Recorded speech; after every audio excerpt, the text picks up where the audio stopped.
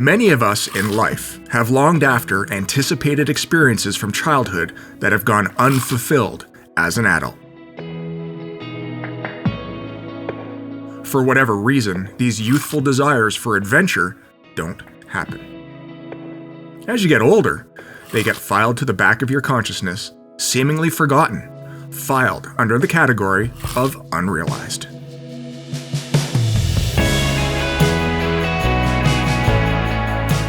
That is, until life takes you to a place where you suddenly remember such an activity. Excitement fills your soul. 2! Double! Huh? I've got 2 cutties on at once. And those memories from a lifetime ago come flooding back. This has been a dream of mine since I was just a little boy, fishing high alpine lakes for trout. Well, this dream is coming true right now. We're in Yellowstone Teton Territory in eastern Idaho, all above 8,500 feet. We're on the hunt for cutthroat trout. This big fish, high elevation adventure starts right now on the New Fly Fisher.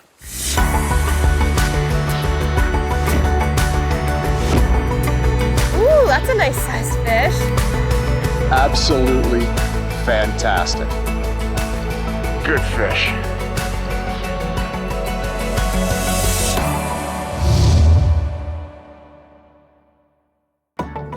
The New Fly Fisher is supported by Visit Idaho, Yellowstone Teton Territory, Orvis Fly Fishing, Scientific Anglers, Trout Unlimited, WeatherTech Canada.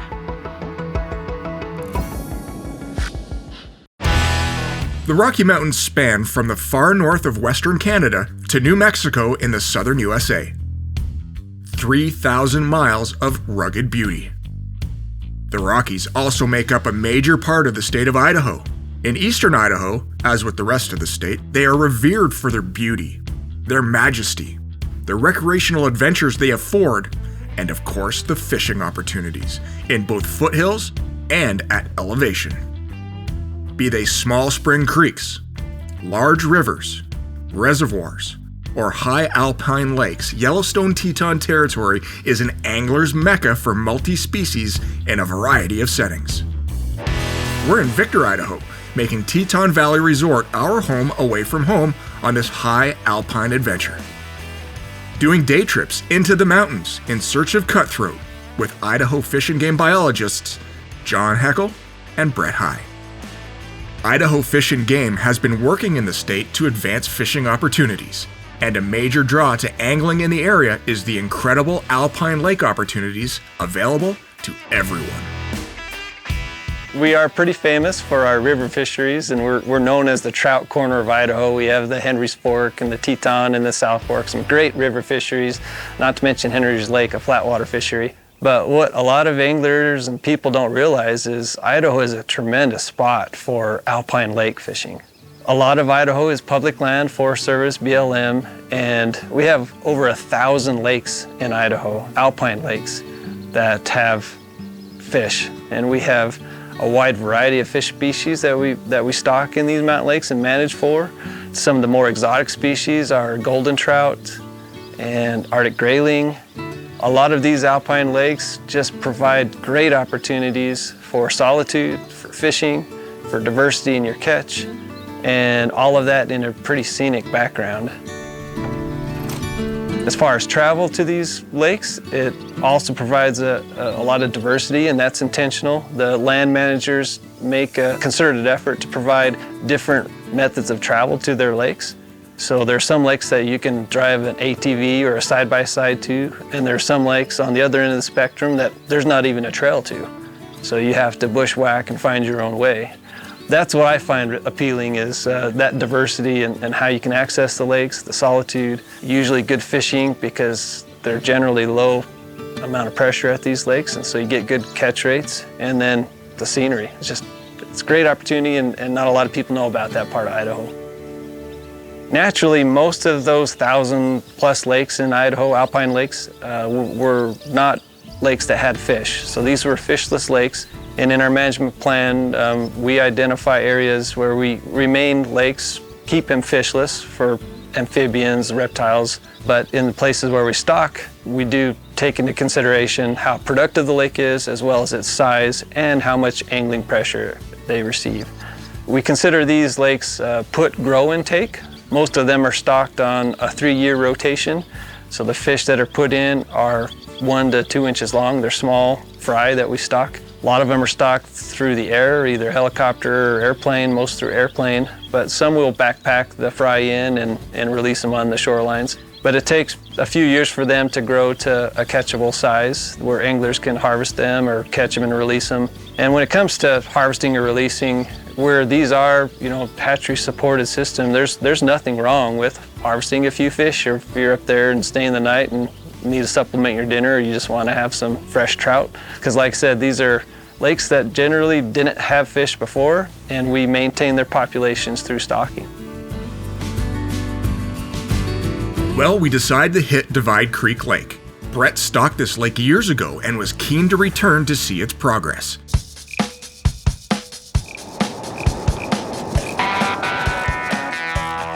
This lake you can hike to, 12 miles round trip, but what we decided to do was dirt bike in, so we loaded up our trucks and headed to the trailhead. Dirt biking is a fun and exciting way of accessing remote alpine lakes, but as we learned very quickly, access in the mountains can change season to season. What was once considered an intermediate level trail to access the lake had suddenly become quite treacherous due to previous scree slides. So we decided to pull the plug and head out safely, or so I thought.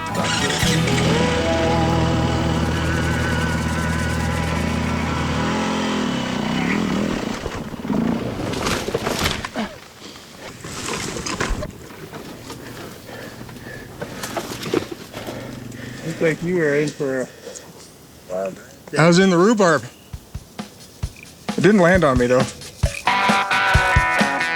Brett decided that we'd hit a small, high-elevation stream to save the day. This section is on public land and was one of his projects years ago. The game has switched to Cutthroat and Rainbows.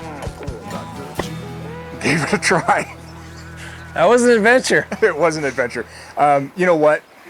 That's the part of high alpine fishing, is that you never know what you're going to come across. It was a different trail than the last time you were here, wasn't it? It has a lot more rock in it, just more challenging than what I remember. It was difficult. Right. There was some blood spilled, and and as you say, pride was hurt. But Yep.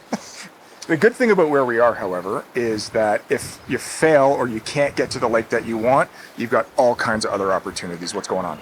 Yeah, so here we have a stream running through this section of public land. This is BLM, and it's a stream where we still have some native cutthroat trout, but primarily what we should expect to catch are rainbow trout. Right. We have some wild rainbows in here up to around 14 inches, Right. and with the fast water, it should be a good fight. Cool.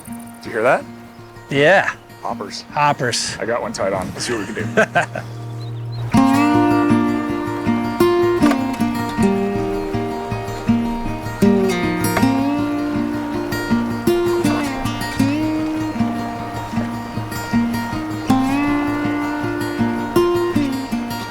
Polarized sunglasses are a must in this situation. They're a must all the time, really, not only for eye protection from wayward casts, but also from willows and branches.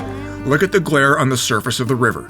Good polarized sunglasses allow some of that glare to be cut, in turn allowing you to see your terrestrial and ultimately, that take. So I've got a hopper on here, a small one. We've been hearing the buzzing and the snapping of hoppers walking around. So I decided to go big with something that should be on the menu. Couple casts in, and this guy came up and just crushed it. Let him fall back into the net. Not too bad after all. After being here for 5 minutes. Gorgeous little fish. Always a good sign. Either it's a good sign or a bad sign when you catch a fish right away. Hopefully this bodes for a good afternoon of fishing. But sometimes you catch one right away and it's over before it even starts. That's Murphy's Law of fishing. But here you go. Small creek, beautiful rainbow. awesome fish to start the afternoon off. Thanks, bud. There you go. Not too bad.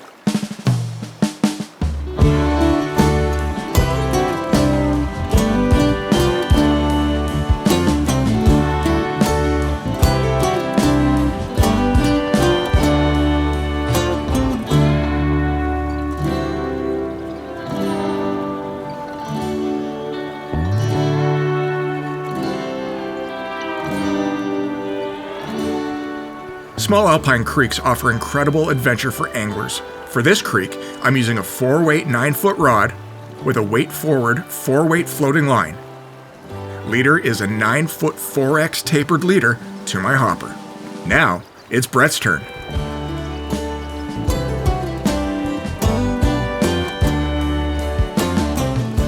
There's a bunch of pea gravel in there too. It looks great.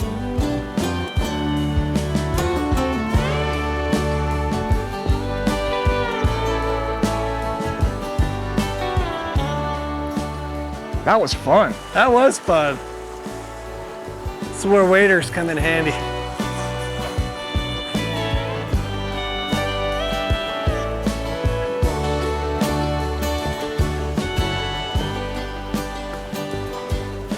Thanks, Mark. Nice fish. That was a unique take. He took it downstream. He did, yeah. It was almost like the current was skating the fly. He was going really fast. But he came and he wanted that pink hopper. He did. He did.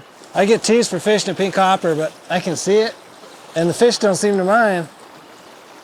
Nice wild rainbow. Good stuff. Thank you. You bet. Thank you. Successful day. Awesome day.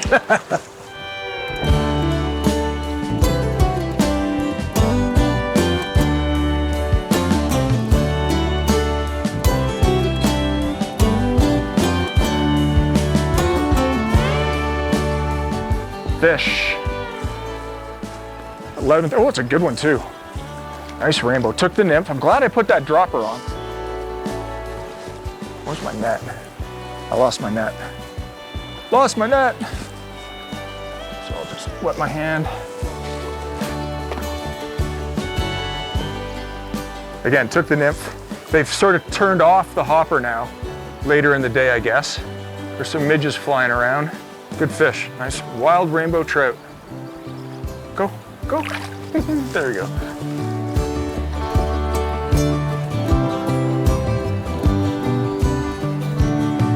So overall, since you've started your career, Brett, you've seen an overall improvement of the fisheries here in Idaho? Is that safe to say? That's an excellent question. And I would say yes. Yeah. I think a lot of that may be due to just environment, abiotic factors like weather, water, but some of it's also due to the way the anglers behave. A lot more catch and release now, so we're not seeing overharvest anywhere in the state that I know of. And then we just have more research, more tools available now than what we had 20 years ago. And with that, the storms rolled in, so we decided to call it a day, not before having some fun with one of the locals. The next day, I decided to explore the Victor area on a DIY, do-it-yourself. Using Idaho Fish and Game's extremely useful online Alpine lake locator, I was able to find a great drive-to, hike-to lake that held Cutthroat. The best way to find out about alpine lakes in Idaho would be to go to the Fish and Game website and check out our fishing planner. And in our fishing planner, it's a very interactive web tool that can bring up a map. And you click on a lake, it'll tell you the name of the lake, and it'll bring up its stocking history and some recent records of any surveys that have been conducted in the lake. So you'll see what species are there, when it was last stocked, and it will provide some access information, but most of the travel information you'll need to go to a different source, like a Forest Service travel plan map or a BLM map.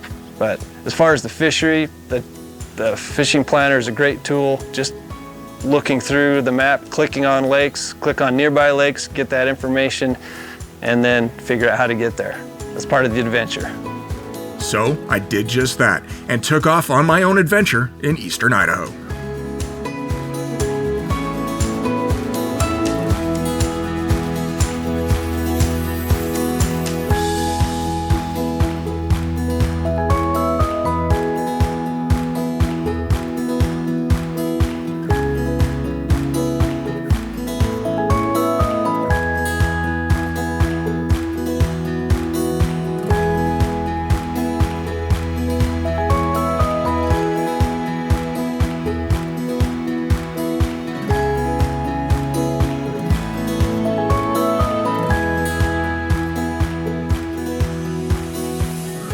Well, you want to talk about ease of access? This is about as easy as it gets. A short drive-in and then about a mile walk on a pristine trail. This little lake is absolutely perfect. It was stocked 3 years ago with Cutthroat.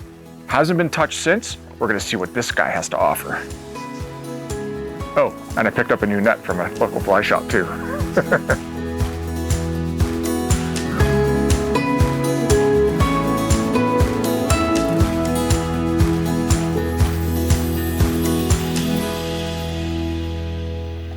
How do you like that? I just threw my fly out to strip out some line. And another fish just surfaced right there. And this little cutthroat came up and ate my hopper. We've been fishing a couple of days here and there's been hoppers all over the place.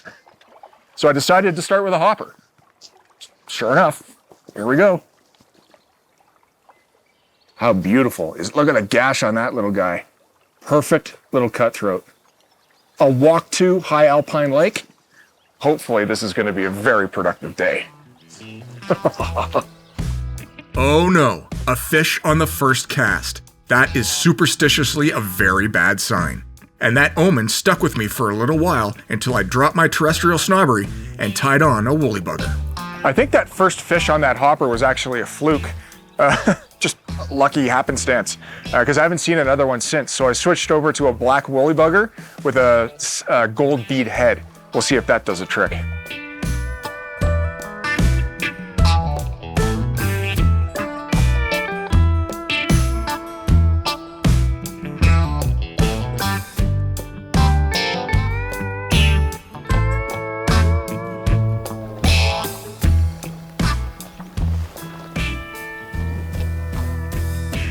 Got him. That little guy came and hit this woolly bugger a couple of times before he came buttoned. And I like this spot because there's so much structure, there's so much timber. What I'm doing is I'm throwing a black beadhead woolly bugger and counting it down 30 seconds. As you can see, the shoreline drops off quite steep here. So I'm counting it down, letting it get down to where the structure is, and then starting a slow retrieve. This got hit 3 times before he got hooked. Right in the corner of the mouth. Look at that, what a great fish. Awesome. It's not all about size, it's about having fun. And this is 100% fun.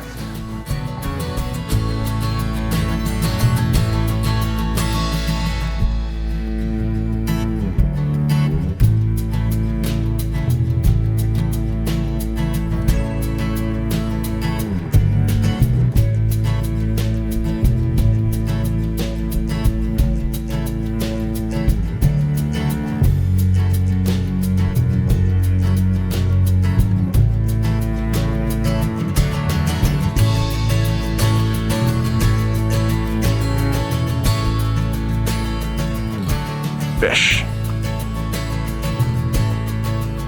That black woolly bugger, you know, I always keep some in my pack because grab my net here, they're absolutely deadly on all species. I'll bring them around the side of the log. You know, they look like a leech. They pulsate with that fur. They're just so super fishy, these things, and everything eats them. Look at that, what a gorgeous cutthroat. Your hands, I think it flies it. Nope. Let's take a look. They are active, the water's freezing. I chose this spot because right beside me there's a tiny little trickle of river coming in. Look at that, fine spots, all towards the back of the body. Just gorgeous fish.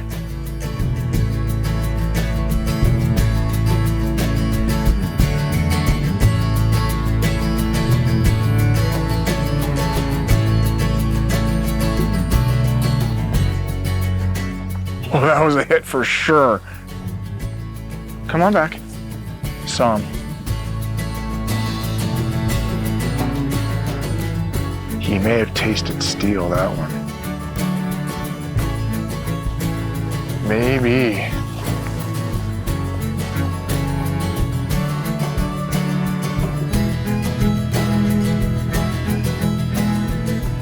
Fish.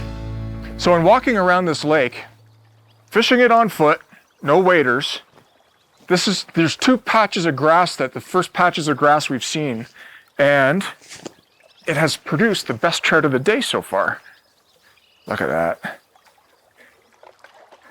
Again, fishing a black woolly bugger with a gold head. Now he knows he's hooked. There we go. So, proves structure holds fish. There's a patch right there and a patch right there. I fished the outside of the left patch, thinking I was going to move my way towards the middle of the two, but this guy didn't even give me a chance. Oh, he's fat too. Fat cutthroat. He also has that in his mouth. So, you've got a cutthroat. That's a salamander he's eating. That's a salamander. Look at its back legs. And look at the size of it compared to the size of the fish. They're almost as long as each other. That's incredible. Maybe I should up the size of my fly.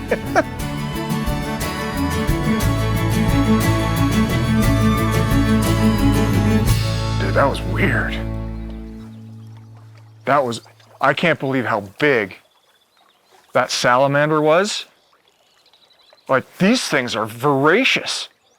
For a cutthroat to eat something of almost its same length, that's next level, man. Crazy. I just thought it had something like nasty in it. I was trying to save it. Didn't realize I pulled out its dinner. And he hadn't even swallowed the whole thing, and yet it's still eating woolly buggers. Nuts. What a fantastic day of DIY fishing in Yellowstone Teton Territory. What a little gem of a lake. And to think there are 1,000 of these in the state? Incredible.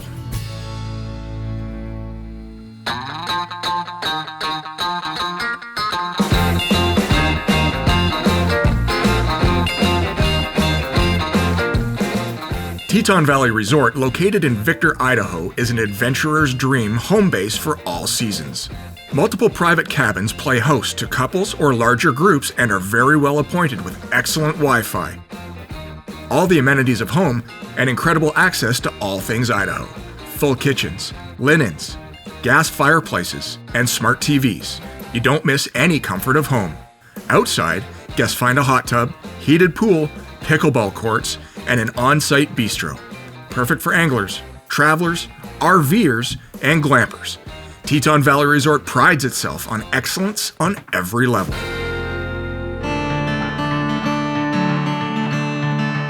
It's day 3 on my Yellowstone Teton Territory high alpine adventure. Today we're fishing a high alpine set of lakes that are accessed by horse, llama, or foot. These lakes are very productive, and though it takes a bit to access them, the journey to fish is absolutely incredible. We meet up with biologist John Henkel and hit the trail.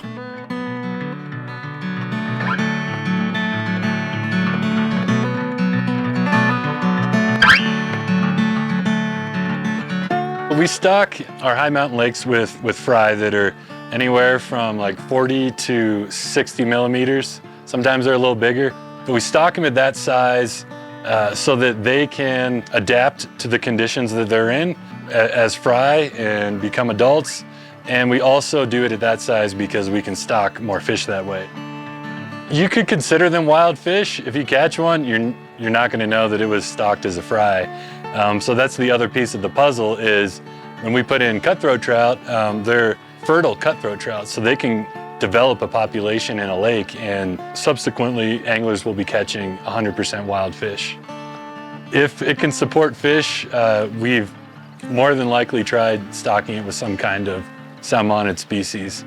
Because of that, not only do we have a lot of high mountain lakes in Idaho, we have a variety of ways to access them. So it's not this exclusive thing where only people that can hike can go get to them. If you don't want to hike, there are also outfitters that will take you there on horseback.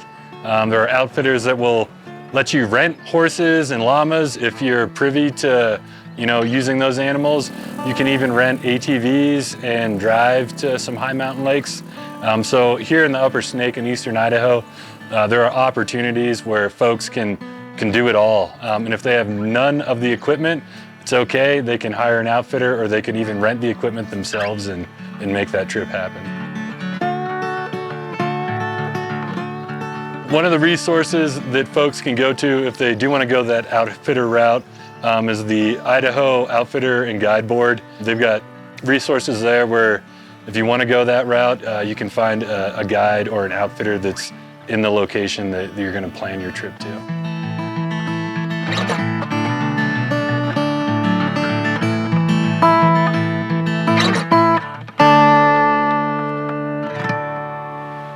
So no joke, this is one of the highlights of my life. I've been dreaming about doing this since I was a little kid. Fishing high mountain lakes. Like, look at this thing. It's not even 2 acres big, and it's full of cutthroat trout. Got tiny little beetles on. Let's go see what we can do up here in the mountains of Idaho.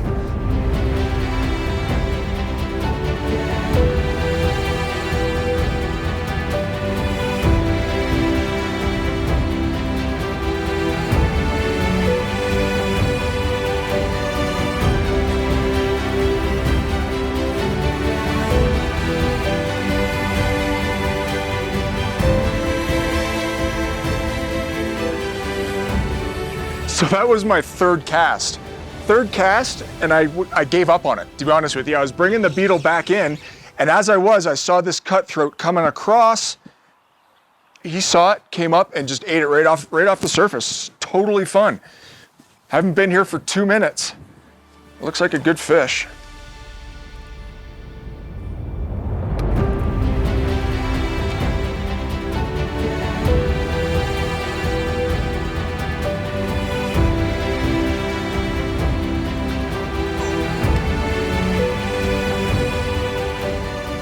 All right, first fish of the day. Nice cutthroat.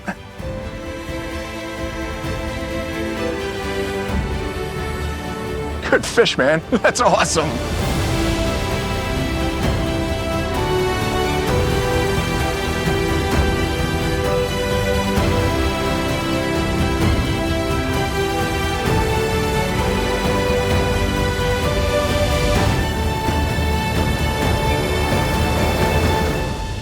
So, I'd like to think that we caught that fish because of talent, but clearly not. It's all because of luck and understanding what you're looking for when you come to a new lake.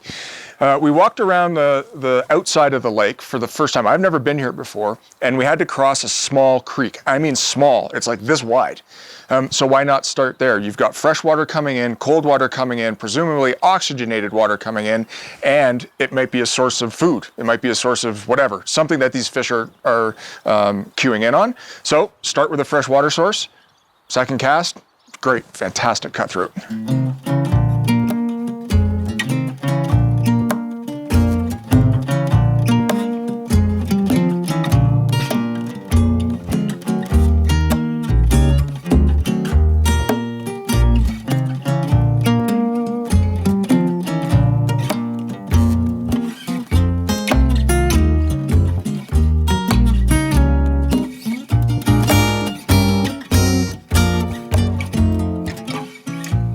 I keep fishing this creek inflow for another hour or so and don't see anything. So, I switch it up a bit.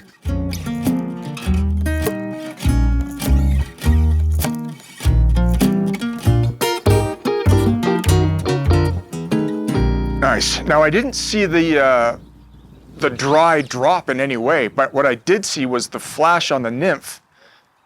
And it's just like sight casting, right? So you see something that's not normal, set the hook. Now the last time this lake was stocked, from my understanding in talking with John, is that it was stocked back in 2020.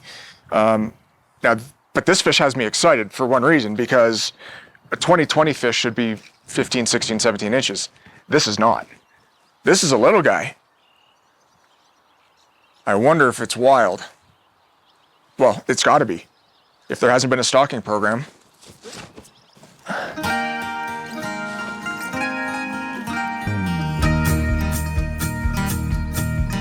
Great fish, little guy. Took the dropper.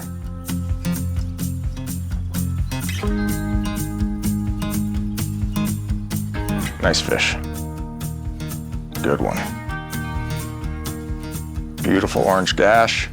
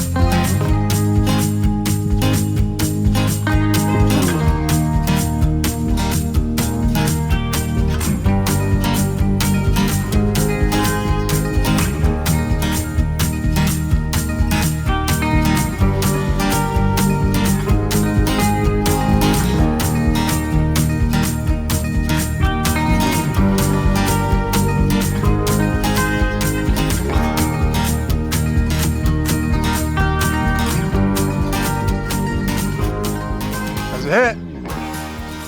On the surface? Yep. Nice. Slight, very, it was a small fish, but still took it. There's a big laydown right there too. So things have changed. You know, you have a long hike in and catch a couple fish right away, which is great, and then it shuts off. Often happens, you just got to start going at the fly box to see what they want. So we switched to something really small and subsurface. A small little electric leech, change positions, couple of casts, and we got a nice cutthroat. Now I'm gonna get wet if I'm not careful here, which isn't the worst thing in the world. All right, so things have changed. We caught a really nice cutthroat right away, got a tagged fish, a smaller fish after that, and things shut down. So instead of going surface, hopper, dropper, we pared things down big time and went down to a very small subsurface rig. So these two flies are literally riding 2 or 3 inches under the water. Let's see what we've got. Now these are Yellowstone strain cutthroat, and they are fantastic fish to target on fly. Look at that. Perfect. Absolutely gorgeous. So when things change, go low and slow.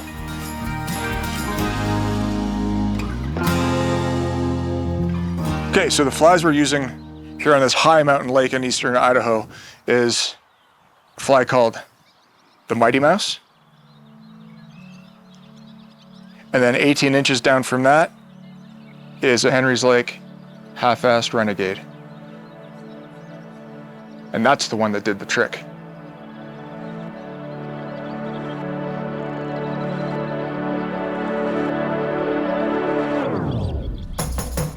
So what I'm doing here is I've got these weed pockets where there is no weeds. So a pocket void of weeds in a weed bed. And what I'm doing is I'm casting into the center, making sure that my flies are in the middle of that hole, and then letting them slowly sink. And then once I think they're down, count them down 15 or 20 seconds, then you start your slow retrieve. And I'm thinking, oh, there's a fish that just moved. And I'm thinking that that is going to be enough as those flies rise up to show that they're emerging. And there we go, just like that. And that triggers the eat.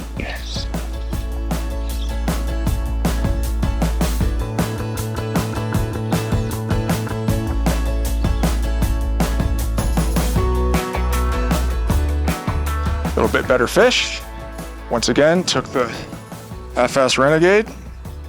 But that's the ticket, right? Is you got to find out where they're feeding in the water column. If they're not feeding on the surface, go 2 inches below. If that's not happening, go a little deeper, a little deeper, a little deeper, till you're dredging the bottom. See what they need. They'll tell you what you want, what they want.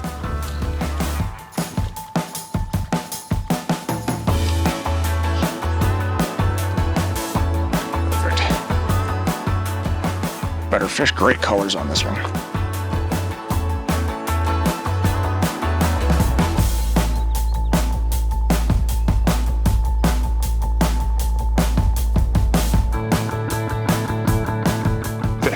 Ooh, it's a good one too. So that's the ticket. Count it down 10, 15 seconds. That's what they're telling you they want. Give it to them that way. Oh, this one took the top fly. Took the Mighty Mouse.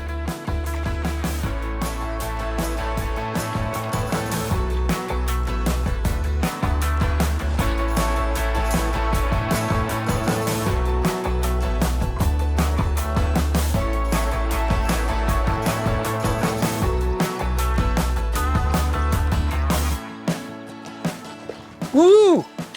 He had other ideas. There we go, in the net. You know, the fall time is such a great time to target these fish in these high mountain lakes, because everybody's hunting. There's nobody around. We saw one hunter at the trailhead, and that was it. The whole place to ourselves. Flies are out. Now he's not a giant, but he's well worth the hike up to this lake.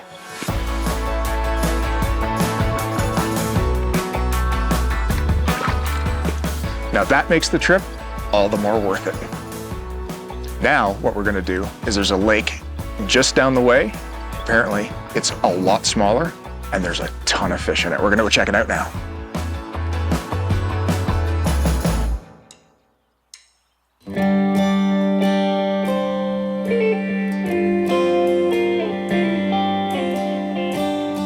So the equipment used on this high alpine adventure fishing for cutthroat trout in Yellowstone Teton Territory is as follows. It's really quite simple.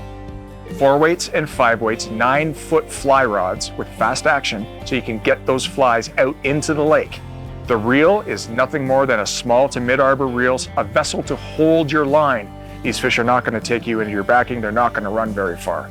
Lines are matching 4 and 5 weight forward floating lines, and the leaders were 9 to 12 foot 4X and 5X tapered leaders with matching 4X and 5X tippet.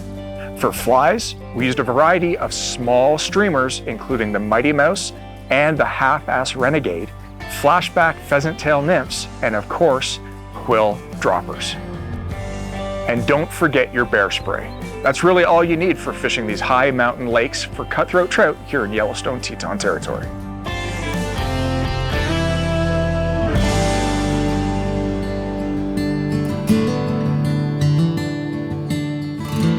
This little alpine lake is literally no bigger than a basketball court. With inflow and outflow, the fish can, and high water events, travel from the top lake to the bottom. It must be both deep and have some sort of spring upwell, or it would definitely freeze in the winter.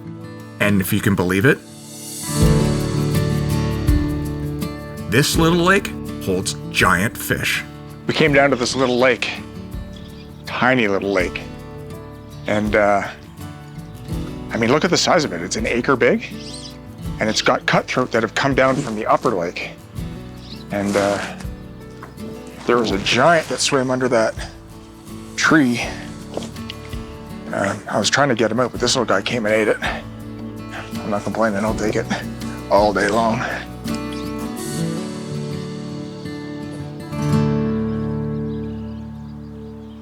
Oh, nice. Right over here in the water. Let's just see. This is so much fun Can't believe it. High mountain hunting. Look at these awesome little cutthroat. Ate the hopper.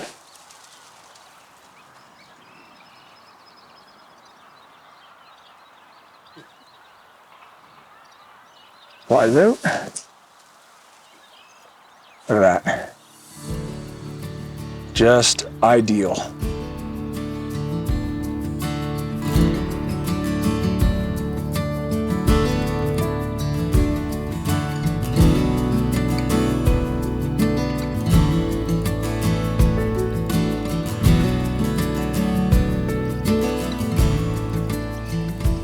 This is great. So that fish came from the structure on the right of the pond. Another little guy. I know there's got to be big ones in here.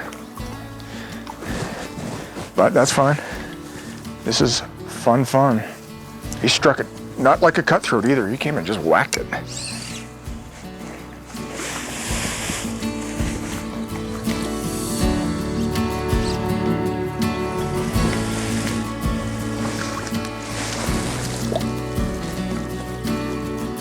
So I'll show you the fly I'm using.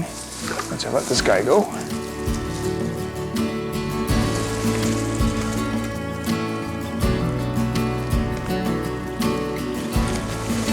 Just gently. So little, tiny green bottom, yellow bottom hopper. Nice little fly. Floats high and little twitches. The legs go crazy. It's got little rubber legs on it. The legs are back and forth and driving these fish nuts.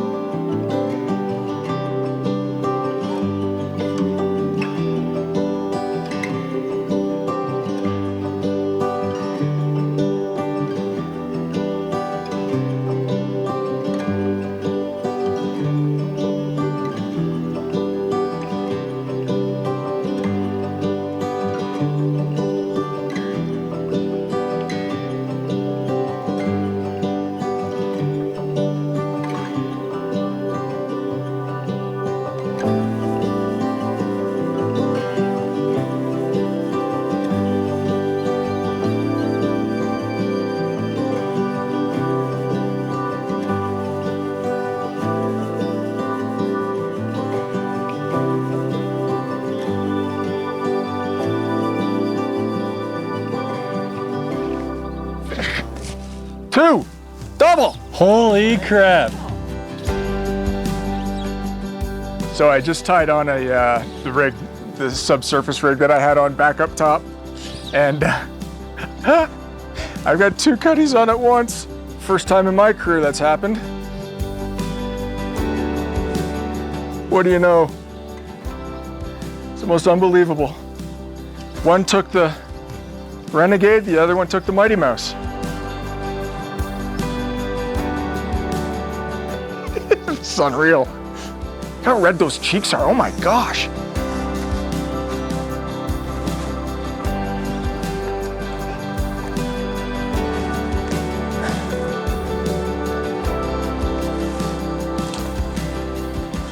Oh, what a show.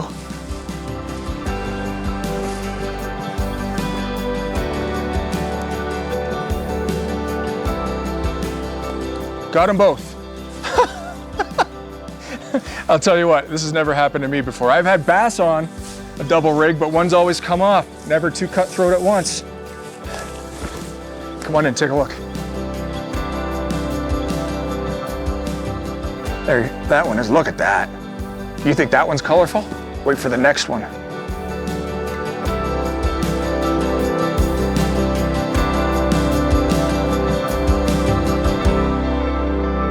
And those two fish, along with the long grass, gave me one heck of a tangled line. I had my fly about 20 feet off the shore as I tried to untangle myself. Oh, got one. That's a good fish. So I was just undoing a tangle, and I had this thing, my rig dead sticked in the water, and moved it, lifted it up out of the dirt. Oh, where's my net? Oh, that's a good fish. And this guy picked it up as soon as this streamer came out of the mud and he was there. So you go from a unique fishery, a unique catch, and a double to a unique fish. Wow, what a good fish. Look at the size of this pond and the size of this trout. Better to be lucky than good.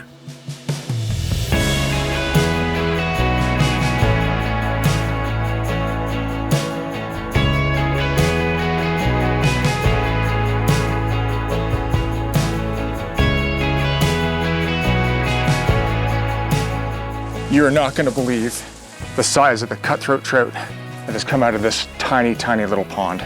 If you want to ever think about coming to Idaho and catching high mountain cutthroat in small alpine lakes, what do you think of that? That's awesome. Okay, the tag, 21-92215. One of the cool things about this fish is that it's part of the Fish and Game tagging program. So I'm gonna record the tag, call it into Fish and Game, and it'll give them information on when it was originally tagged, how many times it's been caught, and where it's been caught. Great program. All right, let's unbutton this guy and let him go. Well, what an amazing fish. What an incredible day. I mean, I've been dreaming about high alpine lake fishing since I was this big, and believe me, it lived up to every single expectation I've been thinking about since I was 5 years old. Well, this is the part of the story that I hate to tell. This is the end of our high alpine cutthroat adventure. I want to thank everybody in YTT and of course those at Teton Valley Resort for their hospitality and amazing accommodations. For everybody here at The New Fly Fisher, thanks for watching. For more in our series, check us out at www.thenewflyfisher.com. My name is Mark Melnyk. Thanks for watching, and hopefully one day we'll see you in the high mountain lakes of eastern Idaho. The New Fly Fisher is supported by Visit Idaho, Yellowstone Teton Territory, Orvis Fly Fishing, Scientific Anglers, Trout Unlimited, WeatherTech Canada,